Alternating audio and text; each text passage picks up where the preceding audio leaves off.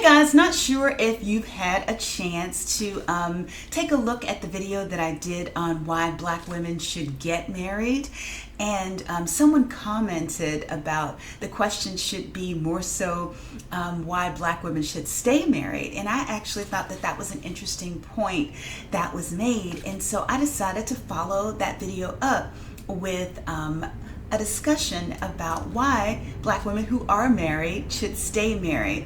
But before I want to say that, I wanted to give a disclaimer. Someone had the nerve to tell me that because I've been married for over 30 years, well, first they said that I didn't have, if I were single, I didn't have the right to give women any advice on anything. So then I say, well, I've been married for over 32 years. Does that help? Then the person has the nerve to say, no, it doesn't, because, you know, when you were dating, there wasn't social media. That would be like a person says, I can't be a good parent to my kids because I didn't grow up during the internet era.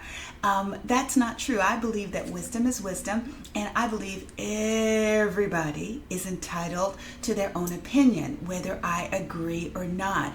And as my youngest son used to annoyingly say to me, we can agree to disagree. And that's what I'm willing to do if at the end of this video, you guys say, well, look, lady, I disagree with you.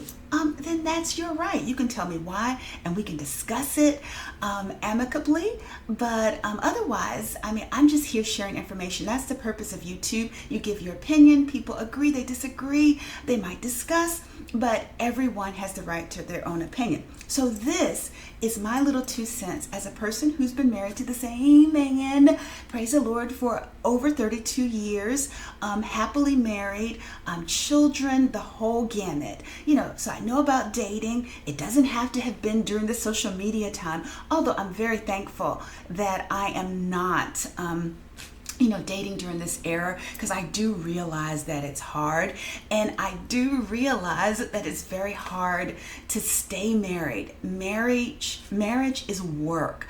I'm not gonna lie to you and say, oh, just my husband is just so wonderful. He is, but he just never gets on my nerves. We never have any problems. It's just all good.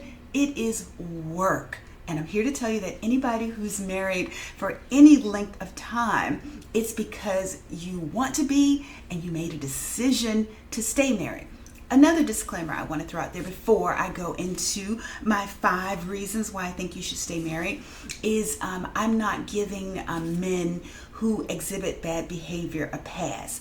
I'm not saying that you should stay in any marriage where you're getting your you-know-what kicked. So basically all that to say is if there's any beating or cheating, crime, or bad behavior, that can endanger you or create an unstable, chaotic home life. That's a bad influence for your kids.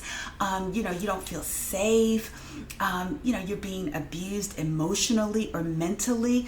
I'm not saying stick around for that. So don't get me wrong. Don't think that I'm saying just stay, just to stay. I'm only speaking if you're in a safe, stable environment. I mean, I grew up in the chaotic environment because a lot of people could just make a whole bunch of assumptions. Never judge a person by how they look or what you think their situation is, because you would never think that I grew up in a household where my father was an alcoholic who didn't want to work, who was in jail constantly, and he had the nerve to beat my mom. And a lot of times she gave as good as she could get. And if you looked really closely, I have like a little scar above my eye where I tried to pull my father off my mother, and he tried to just push me away, wound up hitting me in the eye with his ring at 4. So I know about instability, chaos in the home.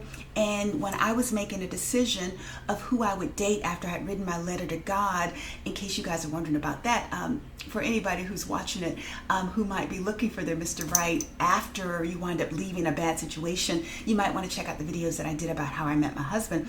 But anyway, that was just instability, crazy chaos, and it shaped how I picked a husband. Because there was a guy that I was dating, well, not dating, we were getting to the point of almost dating in college. He was a very nice guy, and I said, oh, well, he's a nice guy. You know, he didn't really look the way I wanted him to look, but he was a very nice guy, and I liked that, and he liked me.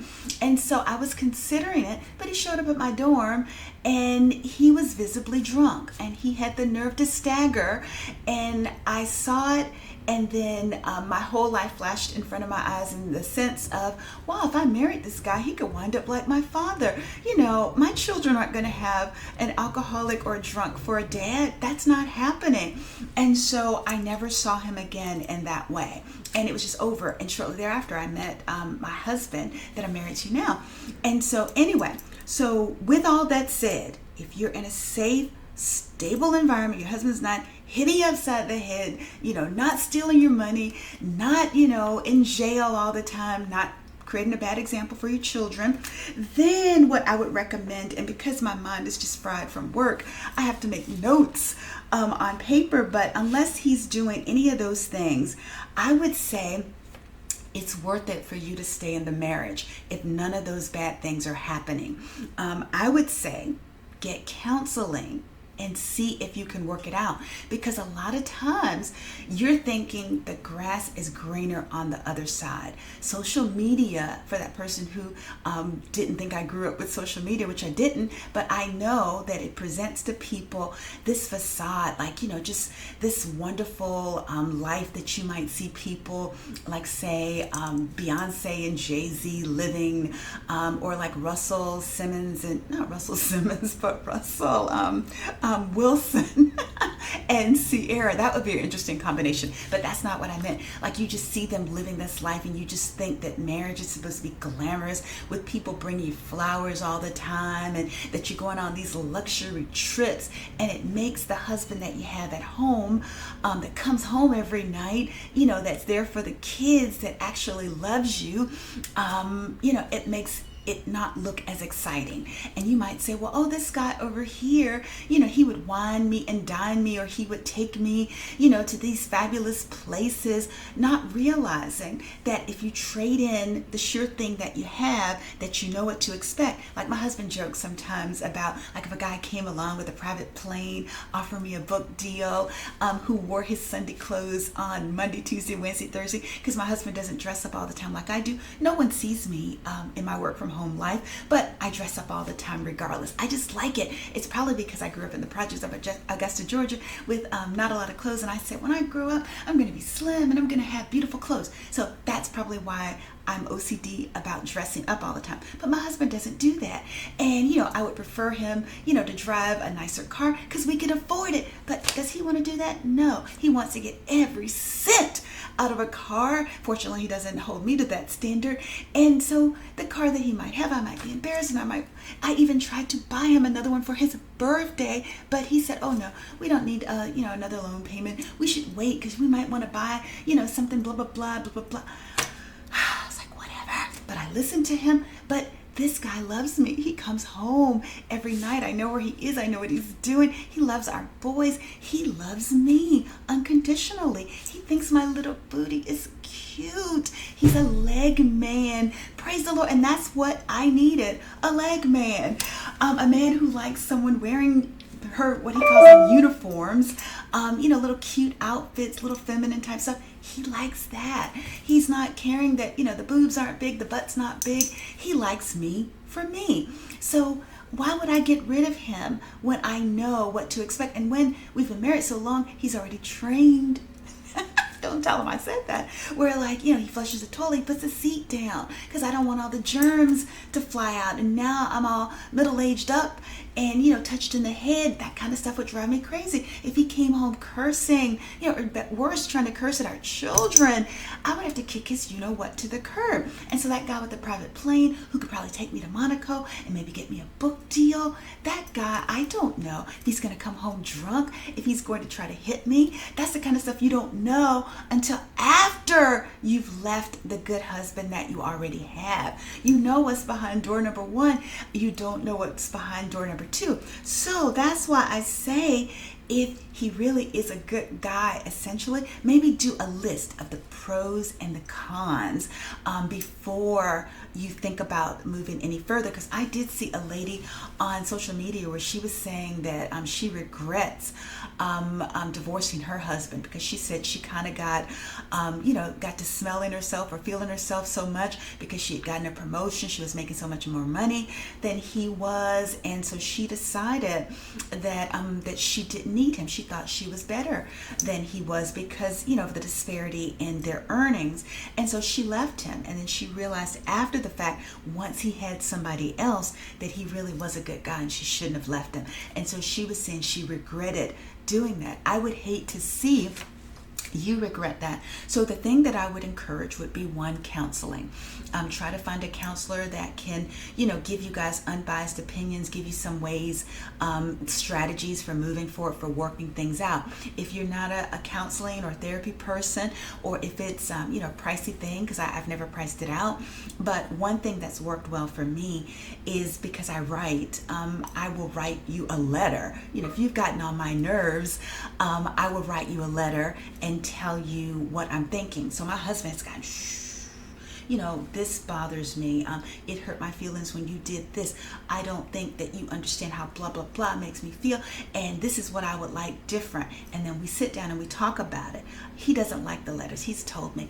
But it does give him a way to know exactly how I'm thinking without being interrupted. I've written my kids letters. I've written my mother letters, and also other family members that have gotten on my nerves. It's just my way of articulating. But the letters can't be like, you're so this, you're so that, you always do this, you never do that, because no one always does anything. No one never does anything. And you don't want to make it seem as though the person is whatever action they're exhibiting, because they're not. If you're mad at an action, talk about an action, be very specific, and then you guys can sit out at the kitchen table with both of your letters and maybe go point by point and decide that you want to stay together. Because there was a time probably almost 20 years ago where my husband and I were getting on each other's nerves, and one time we never talked about divorce or anything, but I said, well, I never envisioned raising our boys alone. And just the gravity of that statement just kind of hung in the air, and we were both like, neither one of us envisioned anything of the kind. And we quickly steered away from all of that nonsense, and we started having heart-to-heart talks, and then we found the friendship that brought us together in the first place. So that's what I want you to do. Try to work it out, because trust me, the grass is not necessarily greener on the other side.